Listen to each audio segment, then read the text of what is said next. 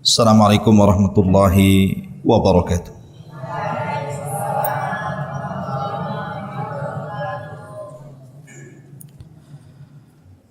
Bihamdillahi wassalatu wassalamu ala rasulillah wa ala alihi wa sahbihi wa mawala wa la hawla wa la quwata illa billahi wa ba'du. Qala Allah azza wa jalla Ya ayyuhalladzina amanu taqullaha haqqa tuqatih wa la tamutunna illa wa antum muslimun. Wa qala sallallahu alaihi wasallam man salaka tariqan yaltamisu fihi ilma sahhalallahu bihi tariqan ilal jannah. Amma ba'du ma'asyiral muslimin wal muslimat, santri ikhwan dan akhwat yang dimuliakan Allah Subhanahu wa taala. Malam ini kita masih membahas tentang madzhabul arba, mengenal imam-imam madhab yang empat. Dan malam ini kita akan mengkisahkan Al-Imam Abu Hanifah rahimahullahu ta'ala. Ma'asyiral muslimin yang dimuliakan Allah Subhanahu wa ta'ala, Abu Hanifah adalah kunyah. Nama beliau adalah Nu'man ibn Thabit. Nu'man ibn Thabit Al-Kufi. Disebut Abu Hanifah karena beliau selalu melazimkan dengan pena, suka menulis dan membaca. Tangannya tidak lepas daripada pena, sehingga kemudian karena beliau senantiasa tidak lepas daripada tinta dan pena untuk menulis ilmu,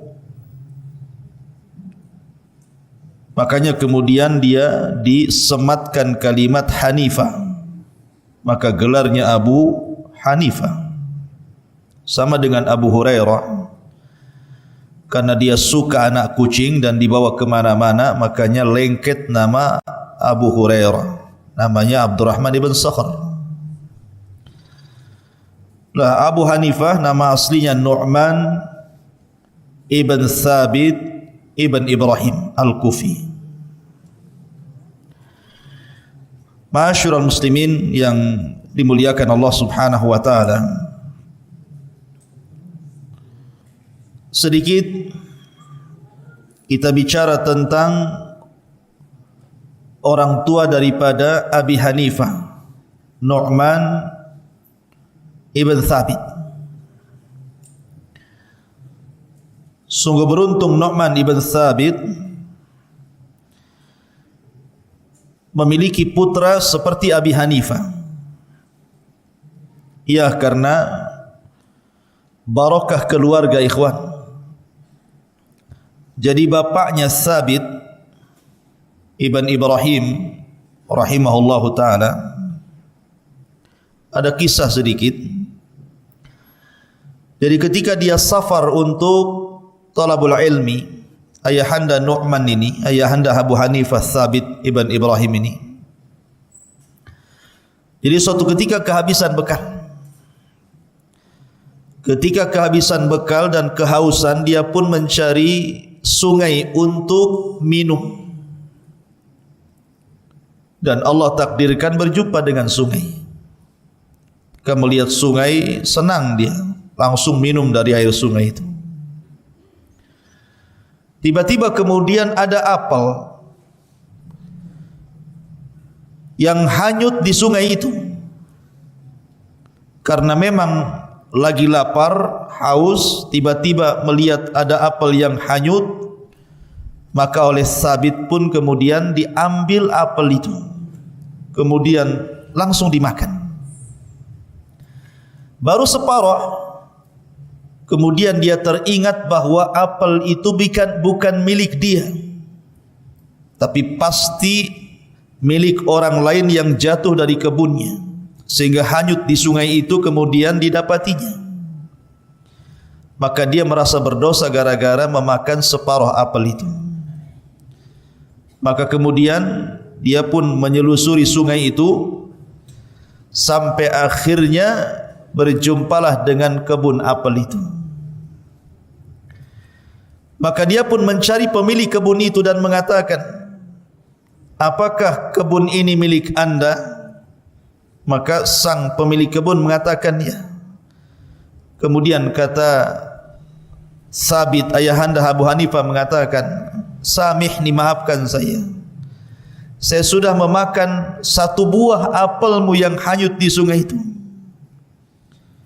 Tetapi tiba-tiba pemilik kebun ini tertegun, kenapa kok masih ada orang yang jujur dan amanah, padahal itu apel yang hanyut. Sehingga dia mengatakan, tidak akan kumaafkan dirimu. Kemudian kata Sabit, ayah anda Abu Hanifah, bagaimana kalau seandainya aku bekerja di kebunmu, upahnya sebagai ganti daripada apel yang kumakan? Kata pemilik kebun, tidak, saya tidak akan memaafkan dan saya akan berhujah di hadapan Allah, engkau sudah memakan apelku. Kata Sabit, subhanallah, lalu apa kira-kira yang menjadikan hatimu memaafkan diriku? Maka kata pemilik kebun, kamu harus menikah dengan putriku. Lah, gara-gara apel suruh kawin. Akhirnya kemudian Sabit ini, karena berfikir bahawa daripada kemudian apel ini akan berhujah di hadapan Allah, maka dia mengatakan, ya sudah, saya siap menikah dengan putrimu. Tapi kata pemilik kebun, tunggu dulu, putriku itu buta orangnya, bisu lisannya, tuli kupingnya, dan badannya setruk, tidak bisa digerakkan. Mau nggak antum kawin sama cewek yang kayak gini? Mau? Kacau antum. Sudah bisu, sudah tuli, buta, setruk lagi. Kata Sabit, subhanallah, tetapi karena dia takut kepada Allah subhanahu wa ta'ala, pasrah saja. Ya sudah, kapan kira-kira aku menikah dengan putrimu, yang penting kau maafkan atas apa yang telah ku lakukan dengan memakan apelmu. Akhirnya kemudian sampailah pada waktu akad nikah antara Sabit dengan putri pemilik kebun itu. Kemudian setelah kemudian akad nikah, karena di zaman itu kan tidak seperti zaman sekarang dipajang gitu kan. Ya, perempuannya di kamar, kemudian laki-lakinya dinikahkan walinya. Ketika masuk ke dalam kamar, mengucapkan assalamualaikum, tiba-tiba kemudian wanita itu mengucapkan salam. Bingung katanya. Kata bapaknya, dia bisu, kenapa pula dia mengucapkan salam? Kemudian tiba-tiba masuk ke dalam kamarnya, rupanya dia tidak tuli dan juga tidak buta. Bahkan dia wanita paling cantik yang pernah ditemui oleh Sabit, dan sekarang jadi istrinya. Kata Sabit, kenapa ayahmu mensifati dirimu, engkau ini wanita buta padahal tidak buta? Kau tuli padahal tidak tuli, kau bisu padahal kau bisa bicara, dan kau tidak stroke, kau bisa bergerak. Kata wanita itu, mungkin maksud ayahku karena aku dikatakan bisu karena aku tidak pernah bicara kecuali kebaikan, tidak pernah melihat kecuali kepada yang halal, tidak pernah mendengar kecuali yang baik-baik, dan saya hanya bergerak kepada tempat-tempat ibadah saja. Maka dari pernikahan Sabit dengan pemilik kebun ini, akhirnya lahirlah ulama dunia, ulama kondang, Nu'man ibn Thabit atau dikenal dengan Abu Hanifah. Ya, ayahanda dan ibunya seorang laki-laki dan wanita saleh dan salehah, melahirkan anak saleh. Ma'asyiral muslimin yang dimuliakan Allah Azza wa Jalla, Abu Hanifah lahir pada tahun 80 Hijriah dan wafat pada tahun 150 Hijriah. Lahir pada tahun 80 Hijriah dan wafat pada tahun 150 Hijriah. Ada yang mengatakan bahwa Abu Hanifah ini pernah melihat sahabat Rasul walaupun tidak meriwayatkan, tapi pernah melihat sahabat Rasul. Salah satu yang dilihatnya adalah Anas ibnu Malik,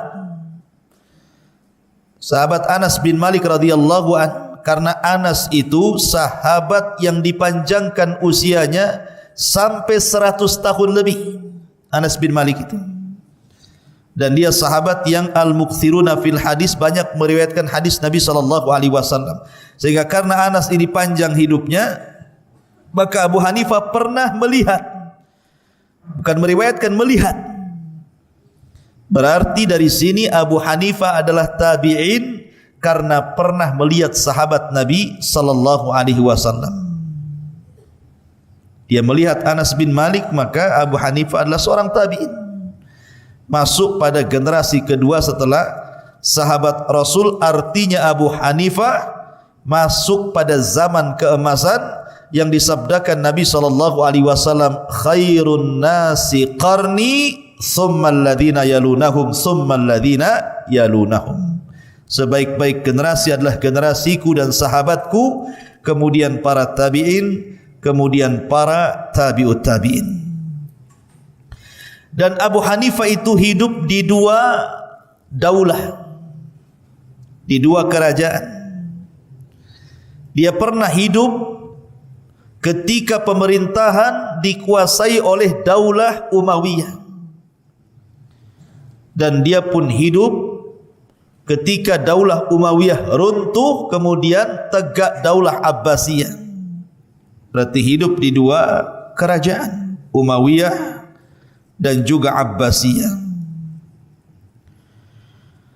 Lah Abu Hanifah adalah satu di antara a'immatul arba', satu di antara 4 imam madhab, pencetus madhab. Ada Hambali, ada Maliki, ada Syafi'i, ada Hanafi. Dan Hanafi ini dicetus oleh Abu Hanifah. Dan subhanallah, Imam Syafi'i rahimahullahu ta'ala ketika memberikan pujian kepada Abu Hanifah, kata Imam Syafi'i, man arada an yatabahhar fil fiqhi fahuwa iyalun ala Abi Hanifah. Maka siapapun yang ingin berenang, ingin masuk ke dalam lautan fiqih, maka sesungguhnya Abu Hanifah adalah pengasas pertama fikih dalam Islam. Dahulu orang tidak kenal meletakkan bab-bab fikih dalam kitab itu, bab tohara, bab tayamum, bab wudu, bab solat, tidak ada yang tahu.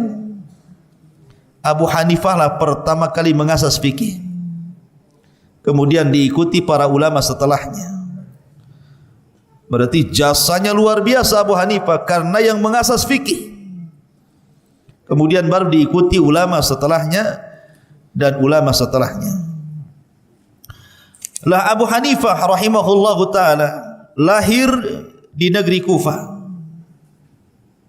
Lahir di negeri Kufah, sudah saya katakan, pada tahun 80 dari hijrah Nabi sallallahu alaihi wasallam. Bapaknya Thabit ibn Nu'man. Thabit ibn Nu'man adalah ayahanda daripada Abi Hanifah. Kemudian dia meninggal di Baghdad. pada tahun 150 Hijriah. Adapun sejarah belajarnya, Abu Hanifah ikhwatu fiddin muliakan Allah Subhanahu wa taala, dia mulai belajar itu karena mendapatkan nasihat dari seorang imam namanya Syu'bah, Al-Imam Asy-Syu'bah. Dia yang menasihati Abi Hanifah untuk duduk di halaqah para ulama. Lah ketika itu Abu Hanifah rahimahullahu taala terpengaruh dengan salah seorang ulama besar namanya Hammad ibn Abi Sulaiman. Itu guru yang paling mempengaruhi Abu Hanifah, namanya Hammad ibn Abi Sulaiman. Dia belajar fiqih sampai Hammad ini meninggal. Jadi dia sedot ilmunya Hammad ibn Abi Sulaiman ini selama 40 tahun. Ketika itu usia Abu Hanifah ketika meninggal syekhnya ini di usia 40 tahun. Dan Abu Hanifah rahimahullahu taala akhirnya menggantikan posisi gurunya Hammad ibn Abi Sulaiman di Kufah untuk menjadi mufti, pengajar, ya, menggantikan gurunya karena kecerdasannya. Ma'asyiral muslimin yang dimuliakan Allah Subhanahu wa taala, tentu guru-gurunya banyak, murid-muridnya juga banyak, dan tapi kalau karyanya memang tidak terlalu banyak karena yang membesarkan madhab beliau adalah murid-muridnya. Tapi sebelum saya jelaskan panjang lebar, saya ingin menjelaskan kepada antum beberapa kisah kecerdasan Abu Hanifah. Abu Hanifah ini bukan hanya dilebihkan dari segi ilmu, tetapi Abu Hanifah itu dilebihkan dia dari segi kecerdasan munadharah, pandai debat orangnya, pandai debat. Makanya madhabnya disebut ashabir ra'i. Madhabnya itu lebih mengedepankan kecerdasan akal, tapi bukan berarti kemudian menyelisih Quran Sunnah, tidak. Saya akan sebutkan beberapa perdebatan Abu Hanifah yang menunjukkan kecerdasan Abi Hanifah. Pertama, debat Abu Hanifah dengan orang-orang mulhidin. Orang-orang mulhidin itu orang-orang yang tidak percaya adanya Tuhan. Dia anggap matahari, bulan, bintang, bumi semua tercipta begitu saja tanpa ada yang menciptakan, tanpa ada yang mengatur, tanpa ada yang memelihara, tercipta begitu saja, tiba-tiba ada saja. Dan mereka mengingkari hari kebangkitan. Tidak ada hari kebangkitan. Manusia hidup dan mati itu soal waktu saja. Lah akhirnya Abu Hanifah pun berjanji untuk berjumpa. Jadi dia diajak debat oleh seorang mulhid, mungkin bahasa kitanya orang ateis, untuk berjumpa di Irak, di dekat Sungai Efrat.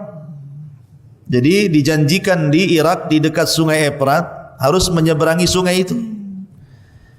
Maka akhirnya kemudian berkumpullah manusia karena mereka tahu siapa Abi Hanifah, ulama besar, ingin menyaksikan perdebatan yang spektakuler antara Abu Hanifah dengan seorang ateis.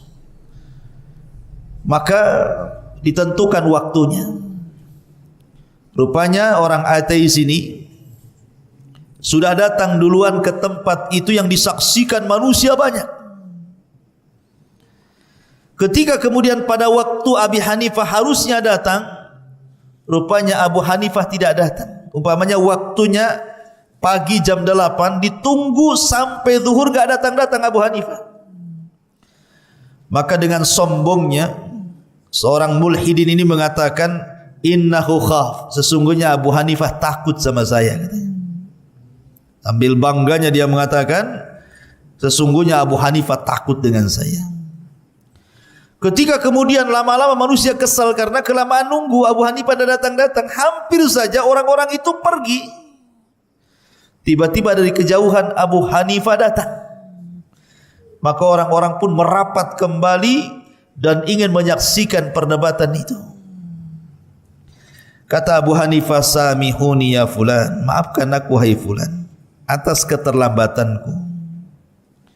Karena aku harus menyeberang sungai masalahnya.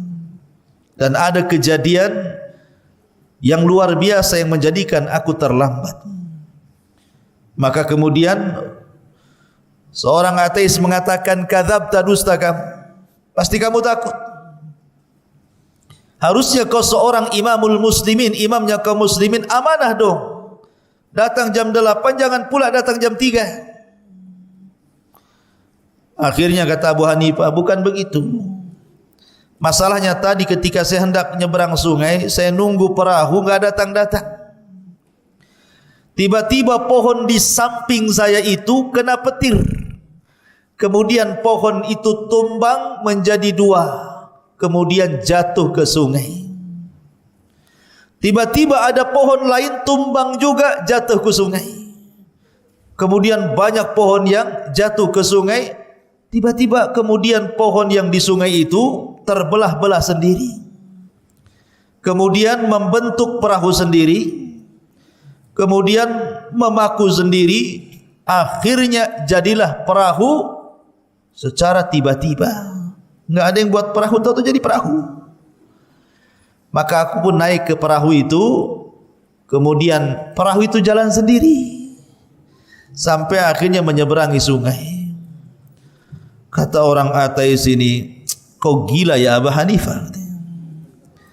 Mana ada perahu tercipta sendiri? Pohon tumbang sendiri, terserut sendiri, terpotong-potong sendiri, terangkai sendiri, akhirnya jadi perahu. Kadzabta, dusta engkau ya Abu Hanifah." Kata Abu Hanifah, dari sini sebenarnya orang ateis sudah kalah debat. Kalau seandainya perahu yang kecil tidak mungkin ujung-ujung ada, pasti ada yang merangkai. Pasti pohonnya ada yang nebang, ada yang menyerut, ada yang memotong, ada yang merangkai perahu, ada yang memaku, baru jadi perahunya. Perahu saja tidak mungkin jadi sendiri kecuali ada yang membuat. Bagaimana alam semesta ini? Masa bumi ujung-ujung ada, kemudian bintang ujung-ujung ada gitu? Enggak mungkin. Dari sini sebenarnya orang ateis sudah kalah debat. Karena dia yang mengatakan Abu Hanifah pendusta, padahal dia yang pendusta. Ya.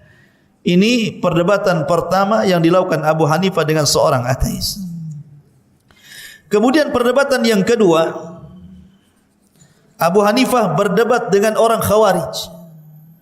Dengan orang Khawarij. Orang Khawarij itu adalah orang yang sesat. Firqah pertama sesat dalam Islam itu Khawarij, kemudian Syiah. Lah salah satu akidah Khawarij itu ikhwan, mereka mengatakan bahwa para pelaku dosa besar dia di dunia dihukumi kafir dan di akhirat masuk neraka dan dikekalkan di dalamnya. Itu akidah mereka seperti itu. Jadi kalau orang mencuri dan dia muslim, dia langsung kafir. Kalau orang berzina walaupun dia muslim langsung kafir. Kalau dia minum khamar dan dia muslim ketika minum khamar langsung kafir. Pokoknya orang yang melakukan dosa besar itu kafir. Dan di akhirat masuk neraka kekal di dalamnya. Itulah akidah Khawarij. Tapi akidah ahli sunnah, para pelaku dosa besar selama dia tidak syirik, tidak kafir, tetapi mukmin naqisul iman, tetap mukmin tetapi kurang imannya. Karena iman itu bisa bertambah dengan taat, bisa berkurang dengan maksiat. Jadi suatu ketika di Masjid Kufah itu didatangkan 2 jenazah. Yang satu laki-laki, yang satu perempuan. Yang jenazah laki-laki ini dia mati karena minum khamr, overdosis. Mungkin minum khamr oplosan, mungkin mati dia. Kemudian yang kedua ini wanita berzina kemudian hamil kemudian mati. Jadi dua-duanya para pelaku dosa besar, yang satu berzina, yang satu minum khamar, dua-duanya mati.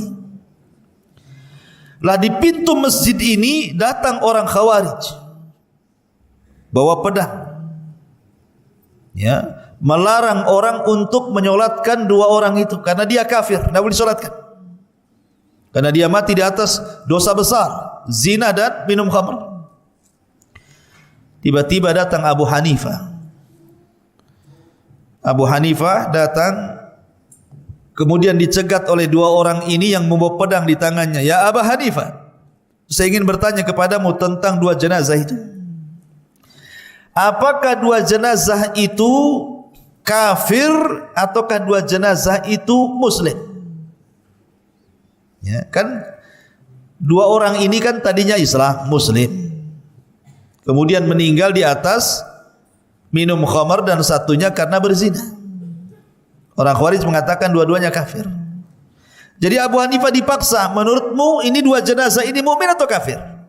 Kalau kau katakan mukmin, kubunuh kau. Kalau kau katakan kafir, berarti madhabmu sama dengan kami. Abu Hanifah orang cerdas, digitukan. Kata Abu Hanifah, tanya sama orang Yahudi ini dua jenazah ini jenazah Yahudi ya dulunya. Dia seorang Yahudi ya? Bukan. Nasrani? Bukan. Majusi? Bukan. Lalu dia jenazah siapa? Dia muslim dulunya, kemudian berzina, meninggal. Yang satunya muslim, kemudian minum khamar, kemudian mati. Berarti bukan Yahudi? Bukan. Nasrani? Bukan. Majusi? Bukan. Lalu siapa? Muslim. Ya sudah, selesai. Berarti dia tidak kafir. Apalagi ya. Kemudian bagaimana menurutmu wahai Abu Hanifah? Apakah dia masuk surga atau masuk neraka?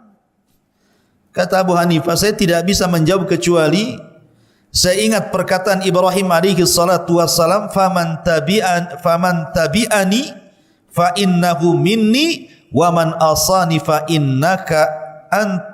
innaka ghafurur rahim. Kalau dia mengikutiku maka dia termasuk golonganku, kalau dia bermaksiat kepadaku maka engkau ya Rabb Maha Pengampun lagi Maha Penyayang. Dan juga perkataan Isa bin Maryam, in tu'adzibhum fa innahum ibaduk wa in taghfir lahum fa innaka antal azizul hakim. Kalau memang kau azab mereka ya Rabb, itu hambamu, tapi kalau kau ampuni maka engkau zat yang Maha Al-Aziz, perkasa lagi bijaksana. Artinya soal kematian itu urusan Allah. Soal dia di neraka atau tidak itu saya tidak tahu, itu urusan Allah. Dari sini kemudian orang Khawarij ini kalah debat, akhirnya mencium kening Abu Hanifah dan mengatakan sadaqta anta ya imam. Kemudian perdebatan yang ketiga, Abu Hanifah debat dengan salah satu dzurriyyah Nabi SAW. Jadi Abu Hanifah ini kan di Irak. Lah, karena Abu Hanifah terkenal suka berdebat dan kecerdasan akalnya, akhirnya terfitnahlah manusia dan mengatakan bahwa Abu Hanifah lebih mendahulukan akal dibandingkan hadis Nabi SAW. Sampailah perkataan ini ke Mekah, dan di Mekah itu ada ulama namanya Muhammad Al-Baqir. Muhammad Al-Baqir ini salah satu cicit Nabi SAW dari keturunan Ali bin Abi Thalib. Muhammad Al-Baqir, alim ulama Mekah. Ketika mendengar bahwa Abu Hanifah ini datang dari Kufah ke Mekah haji, maka Muhammad Al-Baqir ini ingin tabayyun. Ingin tabayyun artinya cross check, betul enggak Abu Hanifah ulama kondang yang ada di Kufah ini lebih mendahulukan akal dibandingkan hadis Rasul. Dipanggil Abi Hanifah ini. Setelah kemudian dipanggil oleh Muhammad Al-Baqir, kata Muhammad Al-Baqir, wahai Abu Hanifah, sini kamu. Saya dengar engkau lebih mendahulukan kata Muhammad Al-Baqir, bagaimana engkau bisa merubah hadis-hadis kakekku? Awalnya begitu perdebatannya. Bagaimana mungkin kau berani merubah-rubah hadis-hadis dari kakekku, maksudnya Nabi SAW. Kata Abu Hanifah, saya tidak pernah merubah hadis satu pun dari kakekmu. Kemudian, kalau begitu sini duduk kamu, saya ingin berhukum sama kamu. Tiba-tiba Abu Hanifah menghadap Muhammad Al-Baqir. Muhammad Al-Baqir sedang duduk di kursi seperti ini. Tiba-tiba Abu Hanifah duduk di depan, di bawah, kemudian sambil memandang ke atas kepada Muhammad Al-Baqir. Kagetlah Muhammad Al-Baqir, kenapa dia duduk di situ? Kata Muhammad Al-Baqir, kenapa kau duduk di situ? Di bawah. Kenapa kau tidak duduk di kursi di sini? Kata Abu Hanifah, beginilah caranya menghormati keluarga Rasul, sebagaimana sahabat Nabi SAW menghormati Nabi SAW. Kemudian kata Muhammad Al-Baqir, ya Abu Hanifah, saya ingin bertanya kepadamu, benar kau mendahulukan akalmu dibandingkan hadis Nabi SAW? Kata Abu Hanifah, tidak. Buktikan. Kata Abu Hanifah, begini, saya ingin bertanya kepada anda, wahai Muhammad Al-Baqir. Dengarkan di pertanyaannya. Kata Abu Hanifah, ya Imam Muhammad Al-Baqir, ada dua orang, satu laki-laki, satu perempuan. Mana lebih kuat, laki-laki ke perempuan kah? Ya jelas laki-laki lebih kuat dibandingkan perempuan. Secara fisik, secara akal laki-laki lebih kuat dibandingkan perempuan. Sepakat di mana-mana orang mengatakan seperti itu. Kata Abu Hanifah, baik. Kalau engkau bersepakat denganku bahwa laki-laki lebih kuat dibandingkan perempuan secara fisik dan akal, saya ingin tanya lagi. Pembagian warisan. Warisan laki-laki dan perempuan lebih banyak mana? Laki-laki kah perempuan? Tentu jawabannya laki-laki, karena laki-laki itu dapat satu, perempuan dapat separuh dari laki-laki. Kata Abu Hanifah, ya Imam, kalau saya pakai akal, harusnya yang lemah dapat bagian banyak, yang kuat dapat bagian sedikit karena dia bisa mencari lagi. Tapi karena ketentuan waris itu seperti itu, laki-laki dapat satu, perempuan dapat dua, ya sudah, saya terima saja, memang nasnya seperti itu. Apa saya mendahulukan akal dibandingkan nas? Baru terdiam Muhammad Al-Baqir. Kemudian ditanya lagi, ya Imam, saya ingin tanya, ketika mengusap sepatu, kan ada syariat masul khufain, mengusap sepatu, bagi yang mukim 1 hari 1 malam, musafir 3 hari 3 malam, mana yang diusap? Yang atas kah, yang bawah kah? Tentu yang atas. Secara akal yang kotor yang mana? Kalau anda pakai sepatu, yang kotor tu yang bawah atau yang atas? Tentu yang bawah yang kotor. Pertanyaannya, kenapa yang diusap yang atas? Harusnya yang diusap itu yang kotor. Kalau memang saya pakai akal, kata Abu Hanifah, tentu saya akan balik. Syariat mengusap sepatu itu di bawah.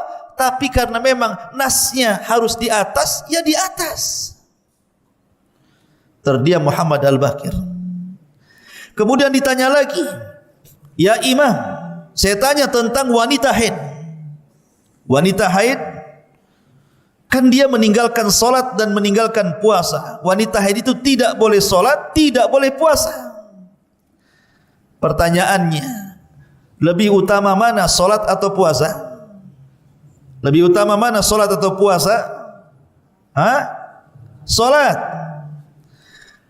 Kenapa Nabi SAW memerintahkan mengqadha puasa tapi tidak memerintahkan mengqadha solat? Kan solat lebih penting kan? Harusnya solat yang diqadha, bukan puasa. Kenapa yang tidak penting, maksudnya di bawah solat, itu pula yang disuruh diqadha, tapi solat tidak ada qadha? Kalau seandainya saya pakai akal, saya katakan solat diqadha, puasa tidak. Ini terbalik, memang begitu perintahnya. Kemudian saya ingin tanya lagi, ya Imam, kencing dan juga sperma. Kencing dan sperma. Kencing najis, sperma tidak najis. Harusnya secara logika orang kencing mandi besar tidak? Tidak. Cukup berwudu saja. Tapi orang yang keluar mani atau sperma dia wajib mandi junub. Padahal kencing najis, mani tidak najis. Harusnya yang najis itulah yang suruh mandi besar. Yang tidak najis tidak perlu mandi. Kenapa dibalik? Akal tidak main di sini.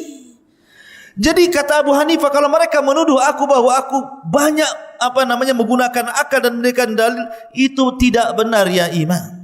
Saya menggunakan akal itu untuk memahami nas. Dari situ geleng-geleng siapa Muhammad Al-Baqir, subhanallah, cerdasnya orang ini. Terus diciumnya, kemudian dia minta maaf karena telah salah menuduh Abu Hanifah. Cerdas Abu Hanifah. Ya. Ma'asyiral muslimin yang dimuliakan Allah Subhanahu wa taala.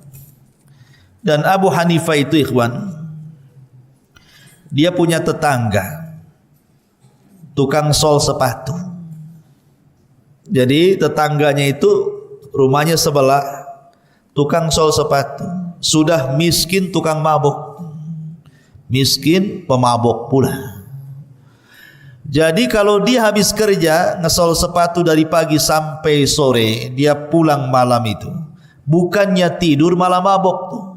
Jadi kalau sudah jam 1 jam 2 malam itu ambil tua mabok dia sambil nyanyi adhauni fa ayyu fatan adhauni. Pokoknya nyanyilah begitu bahasa dia. Jadi karena kenceng namanya orang mabok, enggak bisa dikecilin volumenya. Suka-suka dia lah orang mabuk itu. Apa yang diomongkan pun tak tahu.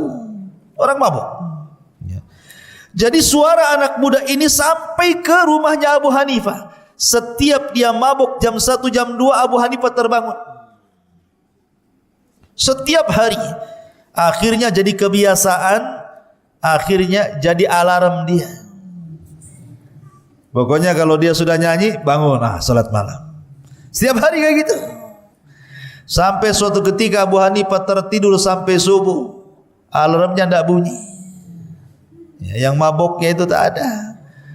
Rupanya pas ditengok di rumahnya memang tak ada pun. Maka Abu Hanifah mengatakan, di mana tetanggaku yang setiap malam membangunkan aku itu? Kata orang-orang, akhaduhu syurtah ya Abu Hanifah, ditangkap polisi karena buat kriminal. Tetanggaku ditangkap polisi, kata Abu Hanifah. Akhirnya berangkatlah Abu Hanifah ke penjara. Abu Hanifah orang kaya ikhwan. Imam madhab yang paling kaya itu Abu Hanifah.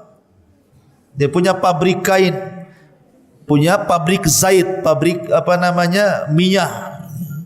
Karyawannya banyak. Dia datang ke syurtah. Ketika syurtah polisi melihat Abu Hanifah, kaget dia. Ngapain Abu Hanifah ini masuk-masuk penjara ini? Langsung dihormati. Ila aina tadhhab ya imam? Mau kemana kau ya imam datang-datang kemari? Kata Abu Hanifah, tidak, tetanggaku ditangkap di penjara di sini. Tetangga yang mana? Itu tuh yang tukang mabuk tuh. Tolong keluarkan dia, ku tebus dia berapa. Akhirnya kemudian ditebus. Kata Abu Hanifah, sambil kemudian dia menirukan nyanyian yang suka dibaca dia. Abu Hanifah sampai hafal. Dia nirukan nyanyian orang itu. Semalam kau tidak nyanyi seperti ini lagi, maka aku tidak terbangun, katanya. Akhirnya kemudian dibawanya pergi oleh Abu Hanifah. Sepanjang jalan anak muda ini menangis, menyesal. Dan dia pun berjanji di hadapan Abu Hanifah untuk tidak mengulang maboknya dan tidak bermaksiat lagi. Dan sejak itulah dia menjadi muridnya Abu Hanifah. Lihat. Jadi terkadang Abu Hanifah memberikan contoh, walaupun tetangganya tukang mabok, tetapi kemudian diambil kebaikannya, jangan dilihat sisi buruknya. Kalau kita punya tetangga tukang mabok, wah udah lapor polisi itu, tangkap aja itu, hari-hari bising aja kan. Tapi Abu Hanifah lihat sisi baiknya. Makanya juga ada satu kisah yang menarik dari Abu Hanifah itu. Ada murid Abu Hanifah itu namanya Abu Yusuf. Abu Yusuf itu murid khususnya Abu Hanifah. Abu Yusuf Belakangan Abu Yusuf itu kan menjadi hakim, menjadi qadhi di zaman Harun ar-Rasyid. Siapa yang tidak kenal Abu Yusuf? Itu muridnya Abu Hanifah. Lah Abu Yusuf ini orang miskin. Orang tuanya tidak punya. Hari ini kerja, hari ini untuk makan. Tapi Abu Yusuf ketika kecil itu suka hadir di majlisnya Abu Hanifah. Pula cerdas pula Abu Yusuf ini. Abu Hanifah suka. Jadi kalau Abu Yusuf datang ke majlis Abu Hanifah, orang tuanya marah dan mengatakan, la tajlis ala Abi Hanifah. Kau jangan duduk di tempat Abu Hanifah. Abu Hanifah itu kaya, kau ini miskin, harus kerja ke pasar kau. Geret sama orang tuanya Abu Yusuf ini. Lama Abu Yusuf tidak hadir di majlis ini. Abu Hanifah bertanya, aina Abu Yusuf? Di mana Abu Yusuf? Kok enggak ada? Orang-orang mengatakan, manaatku ummuhu ya Abu Hanifah. Ibunya melarang dia tidak boleh bermajlis di sini. Oh, gitu ya. Akhirnya Abu Hanifah datang ke pasar, menemui orang tua Abu Yusuf dan mengatakan begini saja. Kau sehari dapat berapa? Dapat sekian dinar atau dirham bapaknya. Ya sudah gini saja. Biarkan anakmu belajar di majelisku. Dan setiap hari ku kasih uang lebih besar daripada pendapatanmu sehari. Deal or no deal? Deal katanya. Selesai. Abu Yusuf disuruh belajar. Kemudian Abu Hanifah mengatakan kepada orang tuanya, begini fulan, anakmu ini Abu Yusuf, kalau seandainya Allah takdirkan nanti dia umurnya panjang, maka dia akan memakan sebuah makanan yang lezat yang disebut dengan falujah. Falujah itu makanan yang tidak dimakan kecuali seorang khalifah. Nanti kalau anakmu besar, kata Abu Hanifah, dia akan makan falujah. Falujah itu makanan yang dimakan oleh khulafa saja, oleh para khalifah-khalifah. Kata bapaknya tertawa, ada-ada aja Abu Hanifah ini. Mana ada katanya. Ya, tapi Abu Hanifah ini firasatnya kuat. Akhirnya Abu Yusuf pun belajar, menyerap ilmunya Abu Hanifah sampai wafat Abu Hanifah. Kemudian dia pun meneruskan majlisnya Abu Hanifah menjadi syekh besar. Akhirnya di zaman Khalifah Harun ar-Rasyid bangga dengan Abu Yusuf ini. Kemudian diangkat menjadi qadhi, menjadi hakim besar. Ya, hakim negara. Dari miskin menjadi hakim negara karena ilmu yang mengangkatnya. Jadi Harun ar-Rasyid kan suka duduk dengan para ulama. Jadi suatu ketika Harun ar-Rasyid mengundang Abu Yusuf di istananya. Sini Abu Yusuf, datanglah ke istanaku. Karena sudah menjadi qadhi. Sini duduk di samping saya. Kemudian setelah duduk di sampingnya Harun ar-Rasyid, kata Harun ar-Rasyid, datangkan makanan kemari.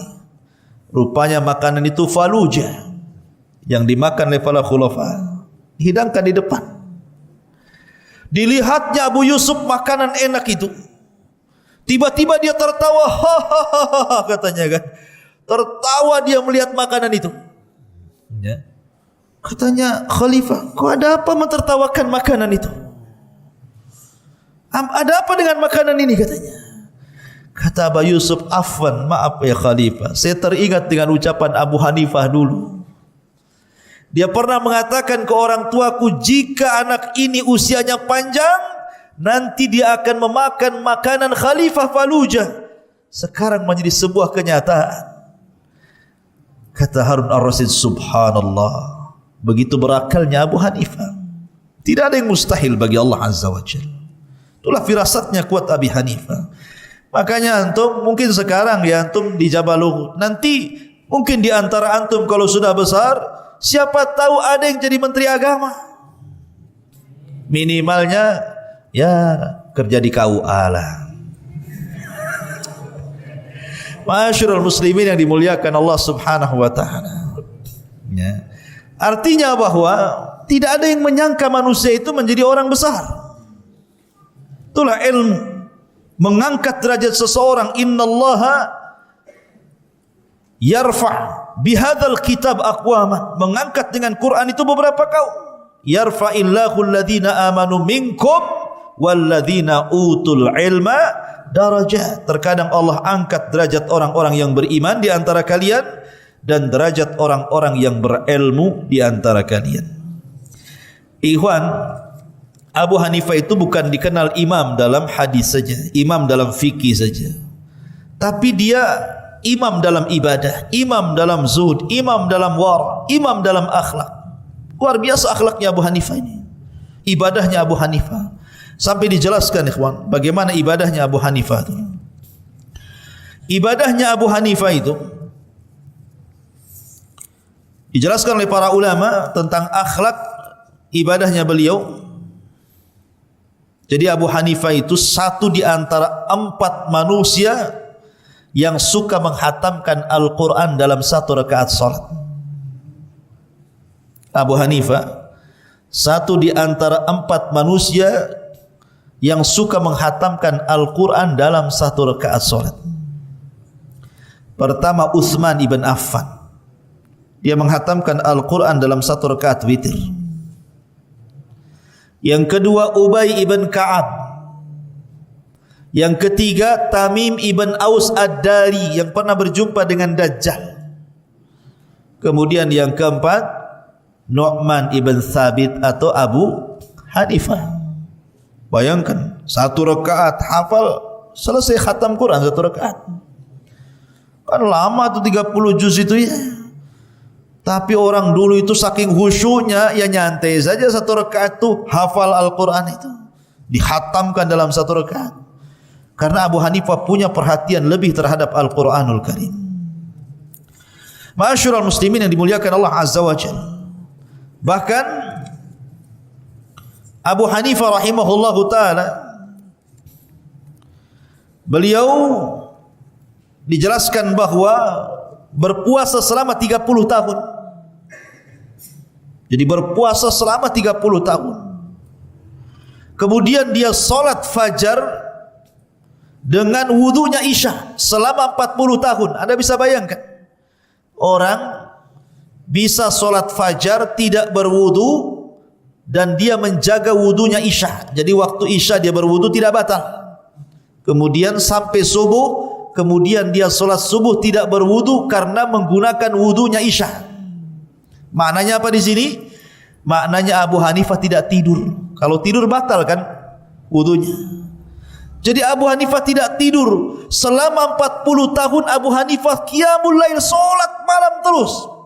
Dan dia berwudu Isya digunakan untuk wudunya fajar. Siapa yang bisa melakukan seperti ini kecuali memang ulama pilihan. Bahkan setiap hari Abu Hanifah itu menghatamkan Al-Quran, minimalnya dia baca Al-Quran itu 3 hari sekali dihatamkan Quran. 3 hari sekali. Dan kalau masuk Ramadan jangan tanya, hari-hari biasa saja 3 hari sekali dihatamkan Quran. Ma'asyiral muslimin yang dimuliakan Allah Subhanahu wa taala. Sampai-sampai Abu Hanifah itu jarang tidur. Tidurnya itu antara zuhur ke asar saja. Jadi tidurnya siang dia, zuhur ke asar. Lebihnya enggak akan tidur lagi sampai besok lagi. Dihabiskan untuk mengajar, untuk ibadah, untuk berzikir dan begitu seterusnya. Sampai Abu Hanifah itu dikenal ibadahnya. Setiap malam dia tidak pernah meninggalkan qiyamul lail. Sampai akhirnya orang-orang membicarakan Abu Hanifah.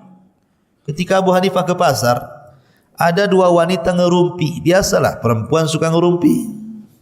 Ya.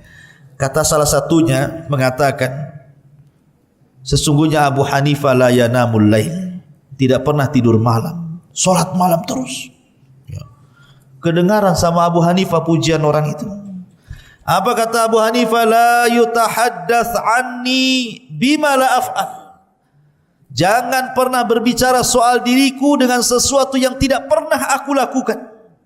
Artinya Abu Hanifah menyangkal padahal benar gitu pujian orang. Kalau kita kan dipuji kan mesti itu nanya. Kalau kita kan dipuji kan mesti itu nanya itu. Oh, si anu muji antum Oh, ngomong apa dia tentang saya? Begini antum ini orang baik. Lu ketika ngomong sama saya berapa orang di situ ya? Adalah 10 orang. Ada lagi enggak selain 10 orang itu? Waktu ngomong di masjid apa di luar? Di masjid. Lah itu corongnya waktu itu nyala atau tidak tuh katanya. Dikejarnya orang tuh. Ya. Jadi kita ini suka kalau seandainya dipuji kemudian mengejar soalan gitu kan. Karena kita ini bangga kalau dipuji. Abu Hanifah enggak bangga. Dia enggak mau dipuji orang. Ma'asyiral muslimin, ikhwan akhwat yang dimuliakan Allah Subhanahu wa taala. Lah Abu Hanifah itu ikhwan, subhanallah, dijelaskan di antara akhlaknya juga. Beliau itu tidak pernah marah walaupun dituduh macam-macam. Sampai-sampai dalam biografi beliau ada orang datang ke majelisnya Abu Hanifah. Ke majelisnya Abu Hanifah, tiba-tiba berteriak dengan mengatakan, "Ya zindiq, ya munafiq." Tunjuk-tunjuk Abu Hanifah itu. Hei orang zindiq, hei orang munafik katanya. Subhanallah. Antum kalau digitukan, wow, pitam lah antumnya. Tapi Abu Hanifah mengatakan, "Ghafarallahu lak wa ghafarallahu li." Semoga Allah ampuni dirimu dan Allah ampuni diriku. Tidak marah, tidak membahas, tidak membalas. Sehingga dikatakan, "Ya Abu Hanifah, lima la taruddu?" Kenapa kau tidak balas ucapan itu? Yang mengatakan kau zindiq, kau munafik itu. Kau ahli bid'ah itu. Tetapi Abu Hanifah mengatakan, cukuplah yang membalasnya para malaikat. Karena siapa yang mendoakan keburukan, maka keburukannya akan kembali ke yang mendoakannya. Jadi antum kalau dicela orang, kawan antumnya lah diam saja. Biar yang jawab malaikat. Ya.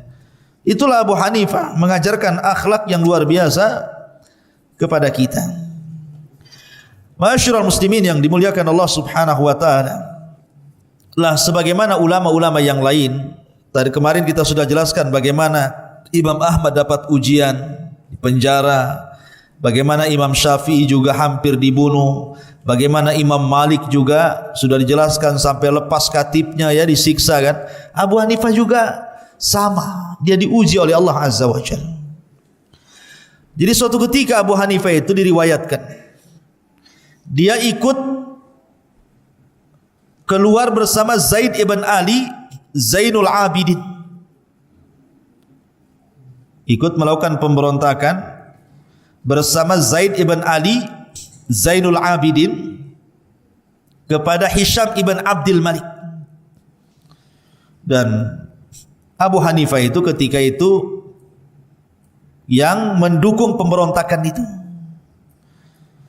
Lah karena kemudian ketahuan nih bahwa Abu Hanifah salah satu di antara yang mendukung orang-orang itu, Zaid ibn Ali ibn Zainal Abidin ini, maka dia pun kemudian dipenjara dan disiksa habis-habisan, hampir-hampir kemudian dia terbunuh dalam penjara. Kemudian juga di masa Khalifah Abu Ja'far Al-Mansur. Jadi Abu Ja'far Al-Mansur ini meminta Abu Hanifah untuk menjadi hakim, menjadi qadhi. Tapi Abu Hanifah tidak mau.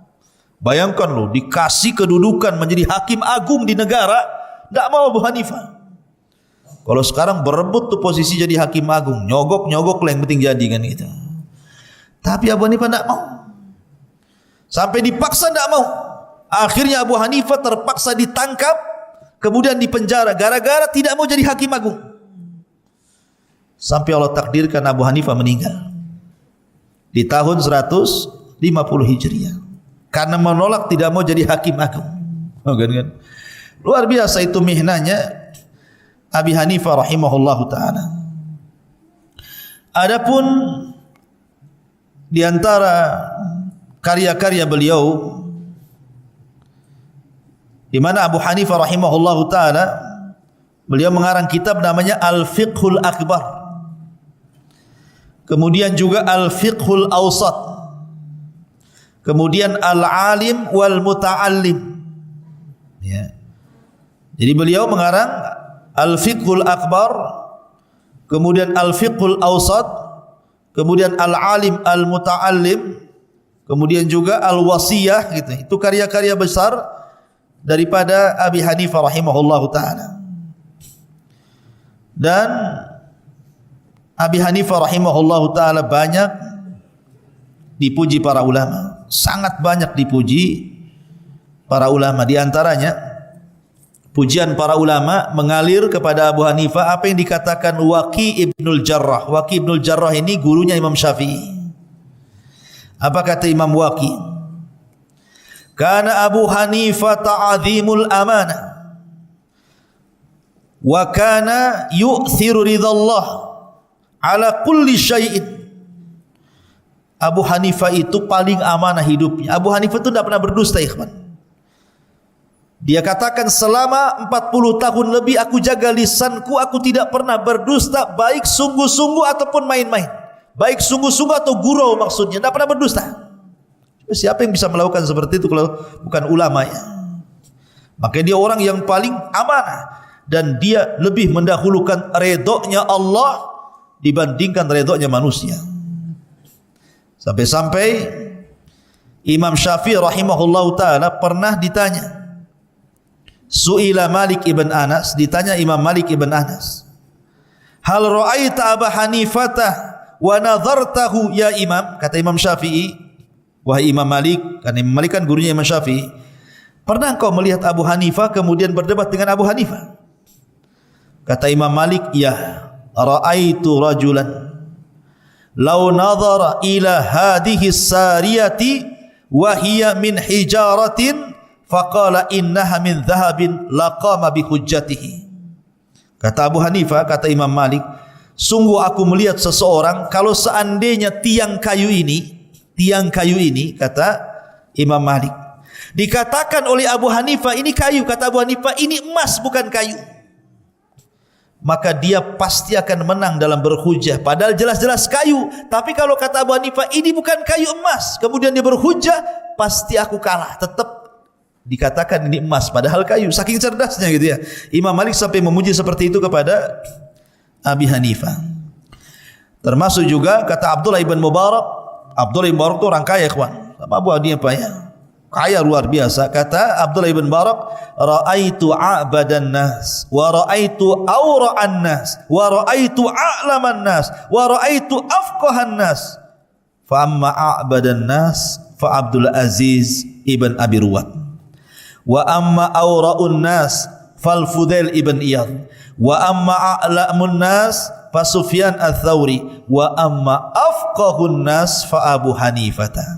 Katanya Abdullah ibn Mubarak, aku pernah melihat satu ulama itu ahli ibadah, yang lainnya ahli wara, yang lainnya alim luar biasa, yang lainnya fakihnya luar biasa. Adapun yang ahli ibadah dialah Abdul Aziz ibn Abi Ruwad. Adapun orang yang paling wara dialah Fudail ibn Iyad. Adapun orang yang paling alim dialah Sufyan ats-Tsauri. Adapun orang yang paling cerdas dialah Abu Hanifah. Begitulah berkata Abdullah ibn Mubarak rahimahullahu ta'ala. Bahkan Abu Yusuf muridnya mengatakan, kanu yaqulun, mereka para ulama mengatakan, Abu Hanifah zinatullah bil fiqhi wal ilmi was sakha wal badli. Abu Hanifah itu adalah zinatullah, perhiasan Allah dalam fiqih, dalam ilmu, dalam kedermawanan, dan dalam menghabiskan waktu untuk ketaatan, dan juga wa akhlaqil Qur'anil lati kanat fih, dan Al-Quran dijadikan akhlaknya. Karena Abu Hanifah itu orangnya dermawan. Sampai-sampai ada cerita, ini Abu Hanifah ini punya tetangga. Tetangganya ini mau jual rumah. Anggap saja kalau sekarang harganya 100 juta. Oh, banyak orang nawar. Kenapa? Tetangga Abu Hanifah. Kalau saya beli rumah itu, saya dapat tetangga Abu Hanifah. Abu Hanifah itu luar biasa orangnya. Tiba-tiba kemudian, setelah banyak yang menawar dari 100 juta, dinaikkan pula 200 juta. Orang mengatakan, ya fulan, kau tempel harga 100 juta, sudah ku tawar, kau naikkan pula 200 juta. Kau niat tak jual rumah? Kan itu. Yang benar saja ngasih harga, katanya. Kata yang punya rumah, ya, yang 100 juta itu harga rumah saya, tapi yang 100 juta harga tetangga saya Abu Hanifah. Maka 200. Kalau saya pindah belum tentu kau dapat tetangga sebaik Abu Hanifah, katanya. maka kujual harganya katanya. Lihat, sampai dijual harganya. Ketika Abu Hanifah mendengar bahwa tetangganya butuh duit gitu kan, akhirnya dia datang kepada tetangganya, mau jual berapa rumahmu? Kata Abu Hanifah, biar ku beli. Sekian wahai Abu Hanifah. Kata Abu Hanifah, nih saya kasih duit, ambil lagi rumahmu. Kan enak punya tetangga kayak gini. Ya. Ma'asyiral muslimin yang dimuliakan Allah Azza wa Jalla, itu akhlaknya Abu Hanifah. Ya, jadi banyak sekali kisah-kisah Abu Hanifah yang menarik gitu ya. Tapi sekali lagi karena waktu kita masuk ke tanya jawab. Taib, tutup buku, tanya jawab, dapat lazid. Lazid ini. Dapat lazid. Sama air mineral. Taib. Ikhwan. Siapa atau kenapa? Tunggu, jangan ada lagi. Oh, ini untuk akhwat, untuk ikhwan, masya Allah. Dapat roti. Masya Allah. Kenapa Abu Hanifah disebut Abu Hanifah? Itu dari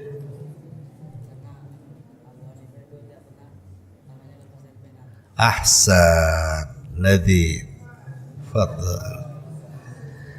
Siapa nama Abu Hanifah?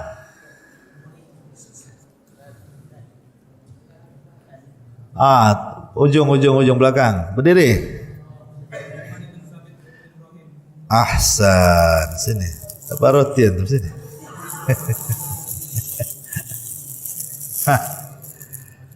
Nanti. Taib.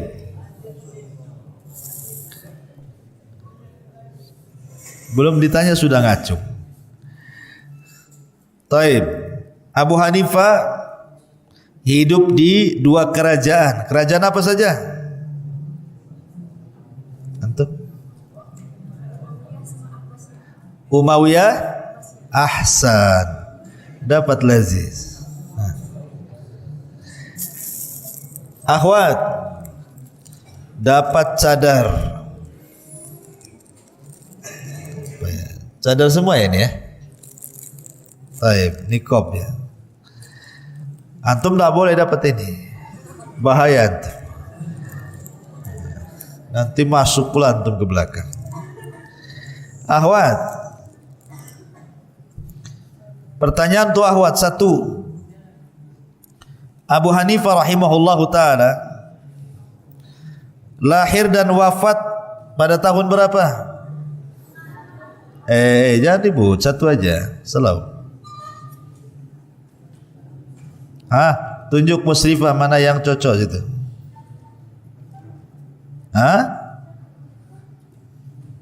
Lahir tahun 80, wafat ahsan 150. Lahir di kota mana, wafat di kota mana? Akhwat.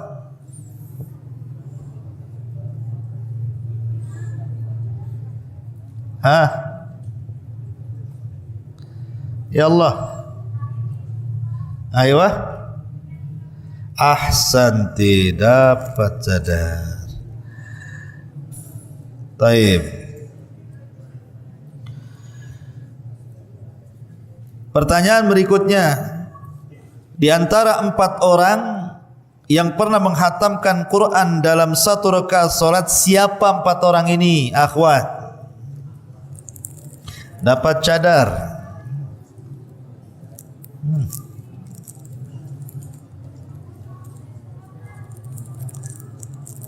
Siapa?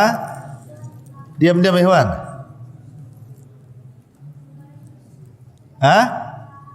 Ayo.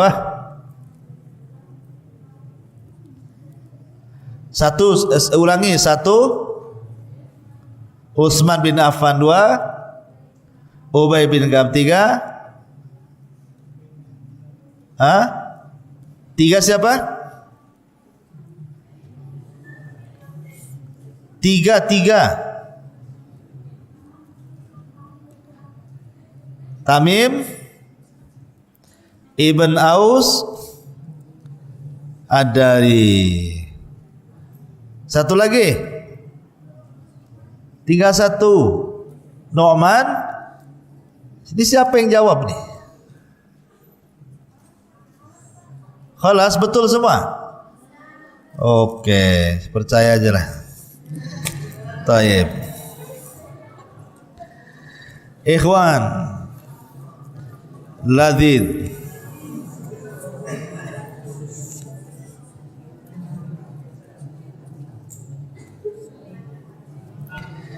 Ceritakan perdebatan Abu Hanifah dengan orang ateis. Ladid. Antum. Ya Allah. Antum. Ayo, berdiri.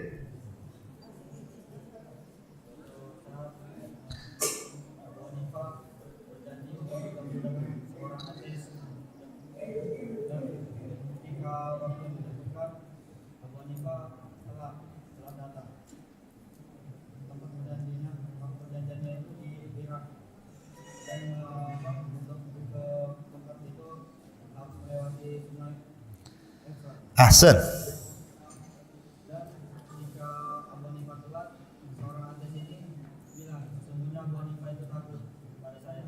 Taib.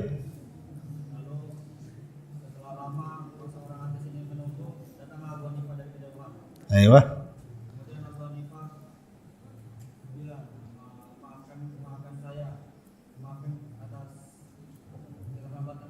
Taib.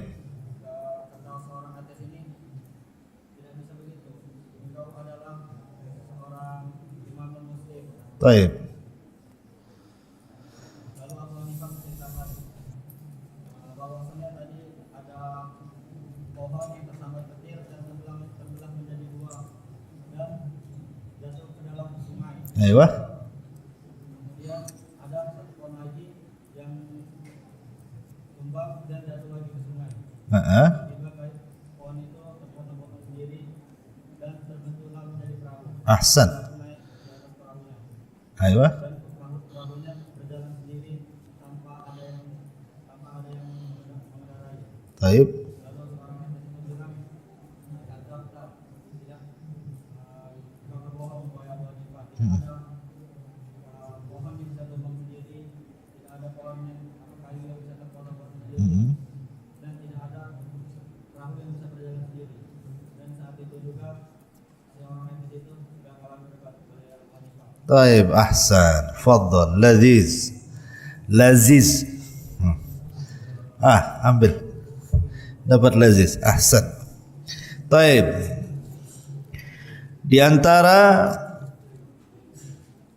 Sebutkan di antara akhlak Abu Hanifah dalam ibadah.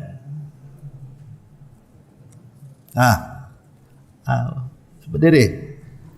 Ya.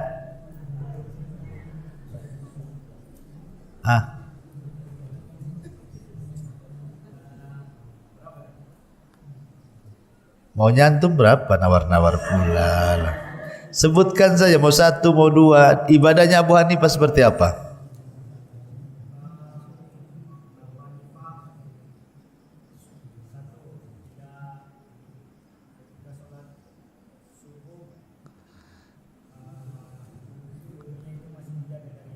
Ayo.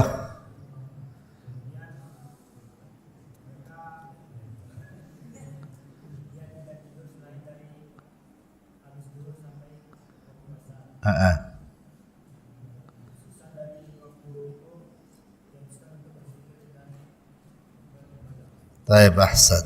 Lumayan. Fadhal. Dapat lantum. Roti dengan kreseknya. Ambil. Taib.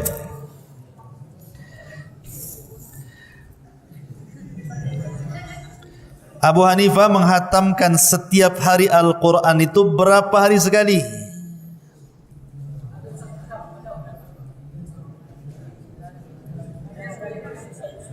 Antum?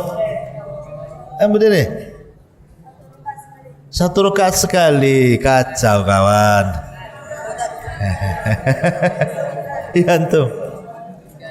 3 hari sekali. Masya Allah. Dapat. Tenang. Masih banyak hadiahnya. Ahwat. Gemas. Dapat gemas. Dengarkan ahwat.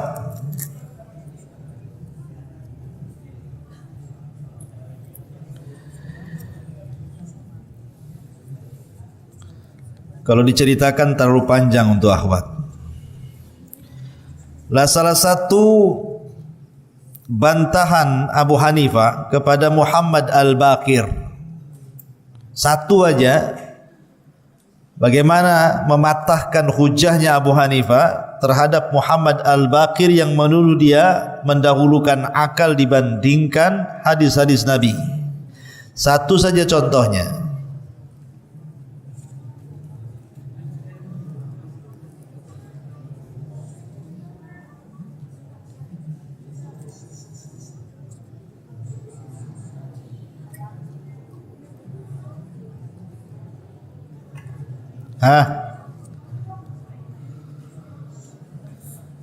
Coba diam ikhwan. Akhwat ada yang jawab?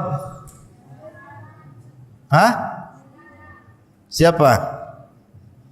Enggak ada? Ya silakan.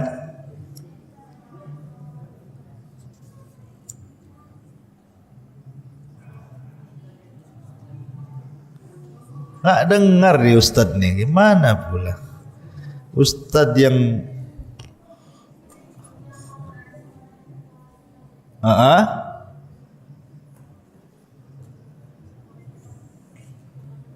apa pula lah kawan nih? Ngomong apa tuh?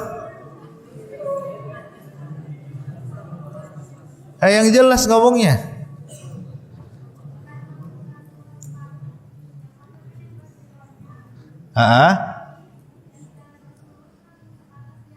Ahsan, itu kan enak ngomong. Dapat gemes, langsung dimakan.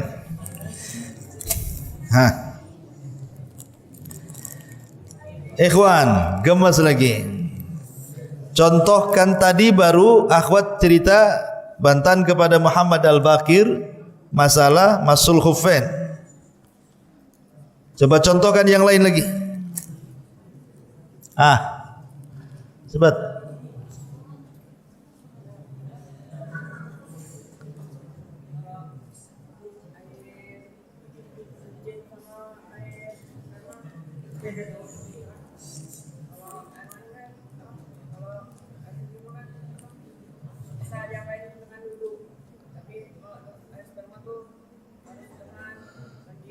Ayo, harusnya kalau akal-akalan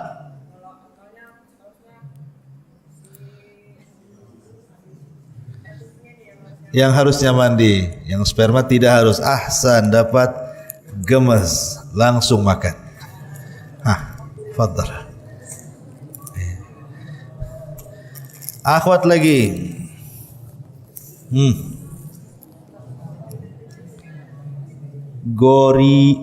Gori Oreo. Dapat gori Oreo. Taib. Ahwat, siapa guru yang mempengaruhi Abu Hanifah?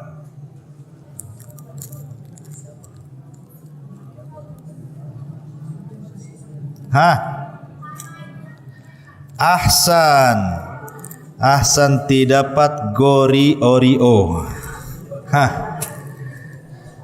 Sekarang ikhwan,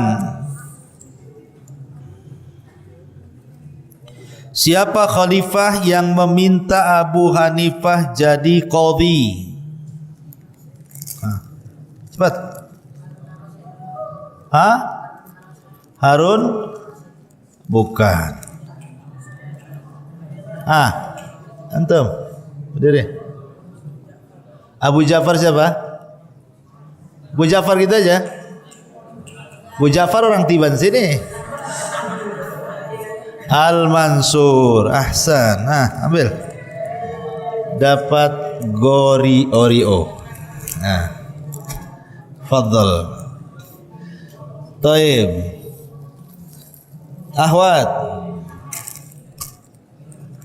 Akhwat lagi, dengarkan.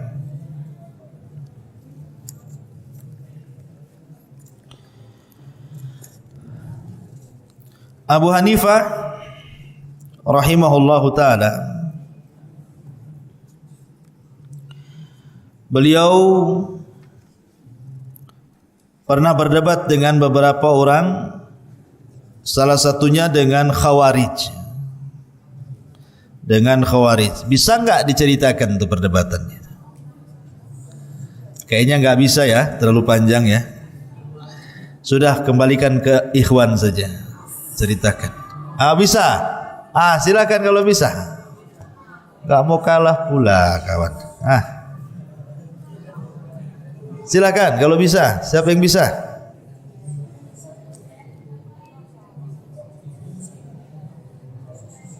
Coba dengarkan sama kawannya. Ini Ustaz tak dengar di sini.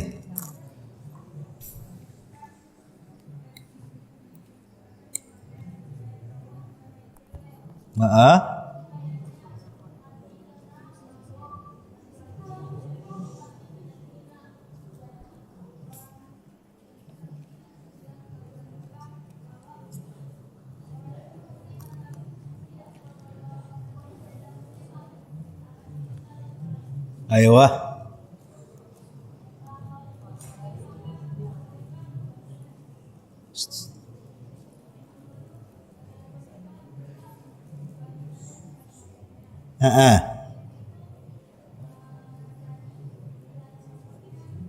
Ya.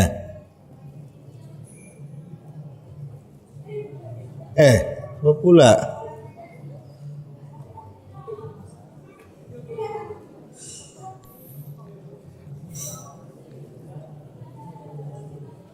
Diam dulu.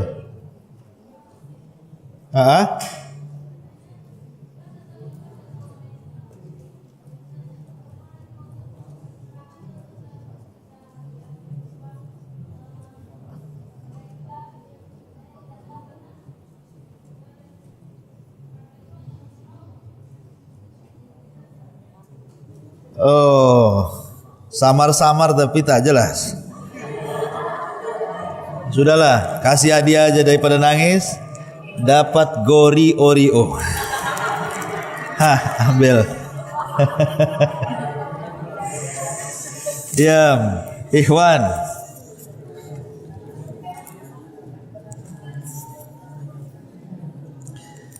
Abu Hanifah itu satu di antara 4 mazhab. Sebutkan 4 mazhab itu apa aja? Antum ya? Berdiri. Mazhab itu apa saja? Kan ada 4 mazhab itu, sebutkan. Lambat. Antum belakang.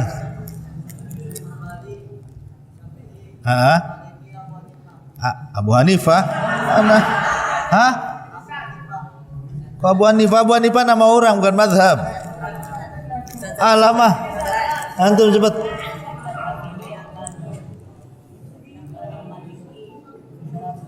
Salafi? Kacau kawan. Belakang.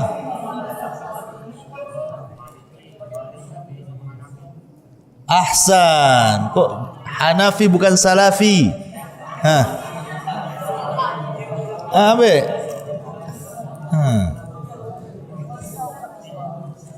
Ya, tenang. Taib. Ahwat.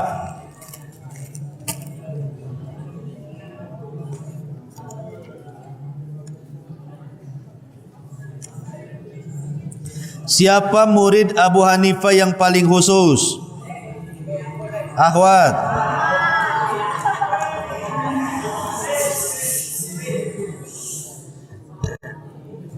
Siapa? Abu Yusuf. Ahsan. Dapat Gori Oreo. Taib. Ikhwan, ceritakan kisah pernikahan ayahanda Abu Hanifah. Ya.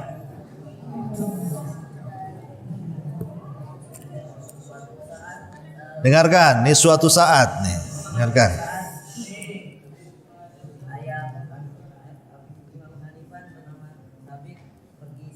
Ayo.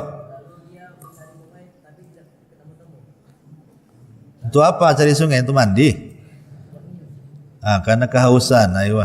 Ayahnya menemukan sungai, lalu ayahnya minum air sungai tersebut. Lalu ternyata di air itu apel. Lalu ayahnya tersebut memakan apelnya setengah. Lalu ayahnya mengingat dosa dan yang lain. Gimana? Lalu ayahnya mengingat dosa tentang mengambil hak orang tanpa seizinnya. Ayo. Lalu ayahnya mencari asal sumber dan buah apel ini dari mana. Lalu ayahnya mengikuti arus air tersebut sampailah ke kebun apel tersebut. Lalu ayahnya menemui pemilik apel tersebut. Lalu berkata, saya telah memakan apel Anda. Apakah Anda ikhlas? Lalu pemilik tersebut bilang, saya tidak akan memakan Anda. Lalu ayah tersebut bilang, saya akan menggantinya dengan bekerja di sini. Lalu pemilik tersebut tidak memaafkan juga. Lalu pemilik tersebut berkata, saya akan memaafkan Anda sampai ketika Anda menikahi anak saya. Lalu ayahnya tersebut setuju. Lalu pemilik tersebut bilang bahwa anaknya itu cacat, buta, tuli, bisu, stroke, dan yang lain. Banyak kali yang lainnya. 4 aja. Tambah-nambah cerita itu. Tibalah di hari akan pernikahannya. Ayahnya mendatangi calon istrinya tersebut, lalu memasuki kamar. Kaget dia, karena tidak saat menjawab salam, assalamualaikum, jawabnya waalaikumsalam. Katanya bisu, padahal dia menjawab salam. Ayo. Tapi dia mendengar. Ahsan. Tapi dia bisa melihat. Ayo. Lalu perempuan itu berkata, yang dimaksud ayahku buta adalah karena aku tidak pernah melihat hal-hal yang haram. Tuli karena tidak pernah mendengar hal-hal yang haram. Ayo. Bisu karena tidak pernah menghibah atau semacamnya yang haram. Antum nama cerita tuh. Apa benar sudah. Sudah. Ini dapat gemas. Ambil. Fadhal. Taib, hadiahnya untuk besok karena sudah habis bertanyanya. Insyaallah besok kita lanjutkan. Subhanakallahumma bihamdika asyhadu an la ilaha illa anta astaghfiruka wa atubu ilaik. Allahu ta'ala. Assalamualaikum warahmatullahi wabarakatuh.